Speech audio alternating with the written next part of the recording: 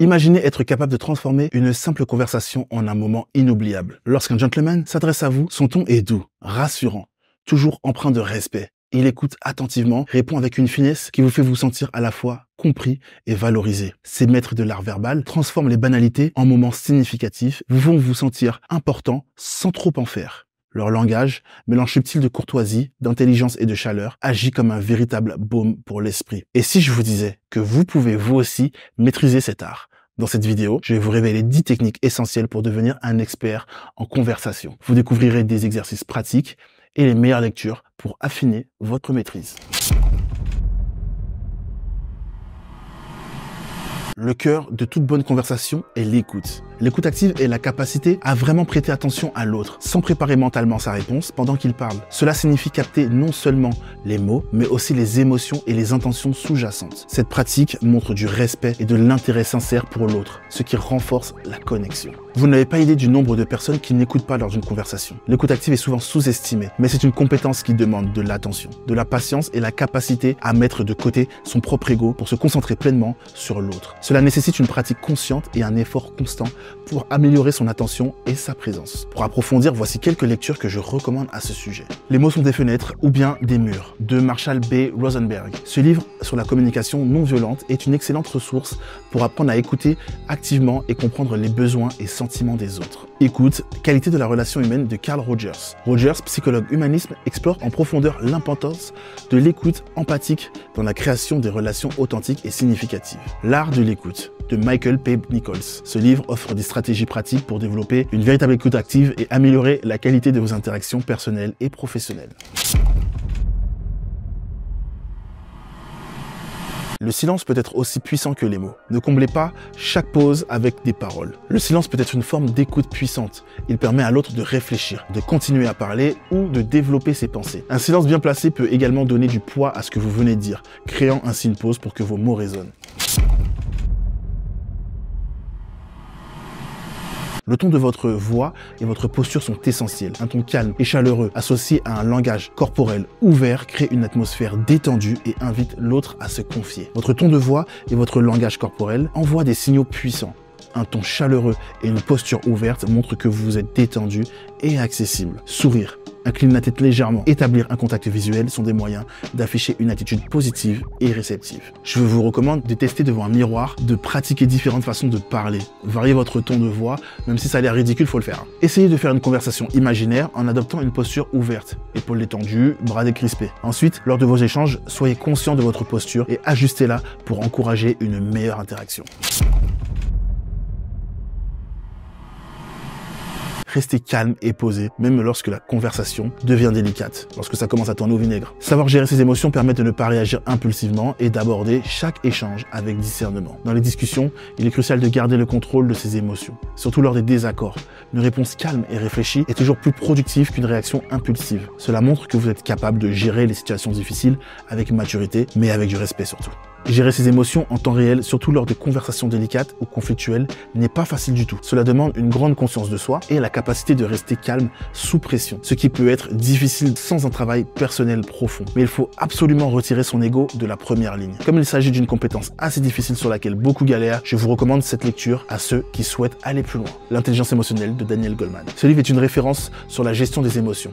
Goleman explique comment les émotions influencent notre comportement et comment développer l'intelligence émotionnelle pour mieux interagir avec les autres. Ça a l'air très dev perso tel que je vous le dis, mais je vous assure que ces éléments sont très importants. La prochaine fois que vous sentez une montée d'émotion pendant une conversation, faites une pause avant de répondre. Prenez une grande respiration, comptez jusqu'à 5, puis exprimez-vous. Ça a l'air cucul la praline les gars, mais il faut le faire. Cela vous donnera le temps de formuler une réponse plus équilibrée et plus réfléchie.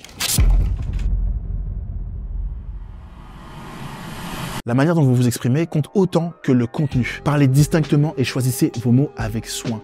Cela donne de la valeur à ce que vous dites et rend vos propos plus percutants. La clarté et l'articulation de vos paroles sont essentielles pour être compris et respectés. Parler trop vite ou utiliser un langage confus peut rendre vos propos moins impactants. En revanche, des mots choisis et prononcés distinctement retiennent l'attention et renforcent votre message. Petit exercice, enregistrez-vous en train de parler sur un sujet simple. Écoutez ensuite l'enregistrement et évaluez votre articulation. Reprenez l'exercice en parlant plus lentement et en accentuant les mots-clés pour améliorer la clarté de votre discours. Posez des questions qui stimulent la réflexion et suscitent l'émotion.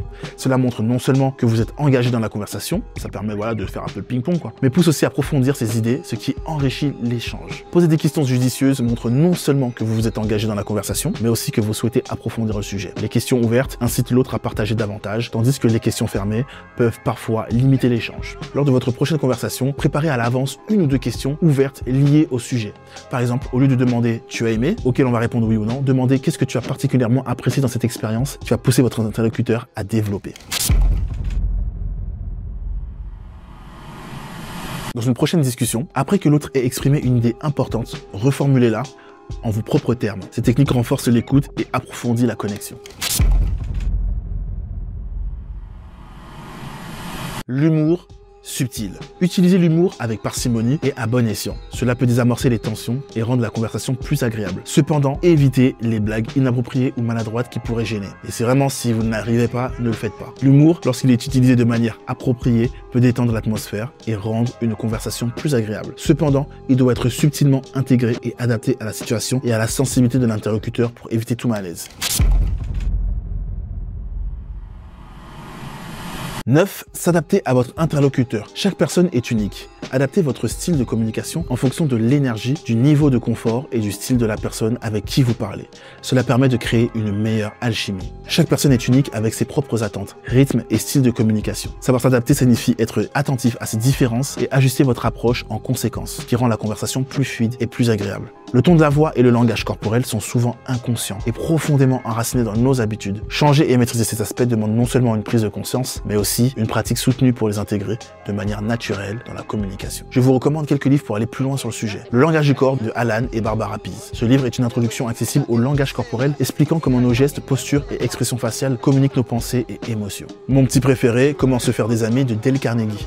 Bien que ce livre soit principalement sur la communication et les relations interpersonnelles, il accorde une grande importance à la manière de se présenter, d'adapter son ton et son langage corporel pour mieux se connecter avec les autres. Présence de Amy Cuddy. Amy Cuddy explore comment notre posture et notre langage corporel influencent non seulement la perception des autres, mais aussi notre propre état d'esprit avec des stratégies pour développer une communication plus confiante et affirmée. Lors de votre prochaine interaction, observez attentivement l'énergie et le style de communication de l'autre. Essayez de refléter leur rythme, parler le plus lentement ou plus rapidement, et leur niveau d'énergie. Par exemple, si vous êtes avec une personne énergique, soyez plus expressif. Avec quelqu'un de plus calme, adoucissez votre ton.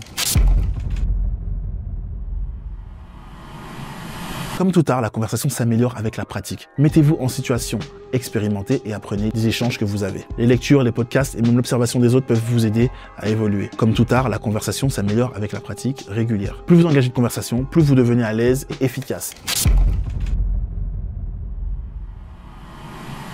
Je vais vous mettre un bonus, quelque chose qui va beaucoup aider, c'est la lecture à voix haute. La lecture à voix haute est une pratique souvent sous-estimée mais extrêmement bénéfique pour ceux qui souhaitent améliorer leur éloquence et enrichir leur vocabulaire. En lisant à voix haute, vous vous habituez à prononcer des mots, des phrases et des structures syntaxiques que vous n'utilisez pas nécessairement dans la conversation quotidienne. Cela vous aide à vous familiariser avec un registre de langue plus riche et plus varié. Pour améliorer votre éloquence, lire à voix haute vous oblige à articuler clairement, à moduler votre voix et à trouver le bon rythme. Cela vous aide à mieux contrôler votre respiration, à éviter les hésitations et à adopter un ton plus naturel et assuré. En répétant cette pratique, vous renforcez vos capacités oratoires, ce qui vous permet de vous exprimer plus facilement et plus élégamment lors de vos conversations ou de vos discours publics.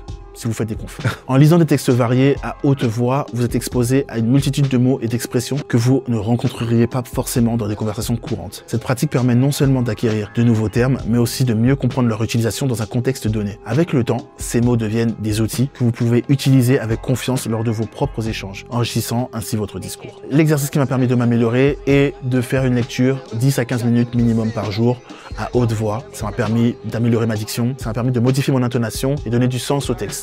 Choisissez un texte littéraire ou un article d'un niveau de langue supérieur à ce que vous utilisez habituellement. Lisez-le à haute voix pendant 10 à 15 minutes, tous les jours. Concentrez-vous sur la clarté de votre diction, le rythme de votre lecture, la manière dont vous modifiez votre intonation pour donner du sens à votre texte. Ensuite, essayez d'incorporer un ou deux nouveaux mots de ce que vous avez lu, de vos lectures, dans vos conversations au quotidien. 2 livres qui vont être sympas pour cet exercice, ça va être Le Petit Prince et Les Fleurs du Mal de Baudelaire. J'insiste vraiment sur ce point, car en intégrant la lecture à haute voix dans votre routine, vous verrez des améliorations notables dans votre manière de parler, une plus grande aisance dans l'expression de vos idées et un vocabulaire plus riche. Et ça va littéralement impressionner vos interlocuteurs.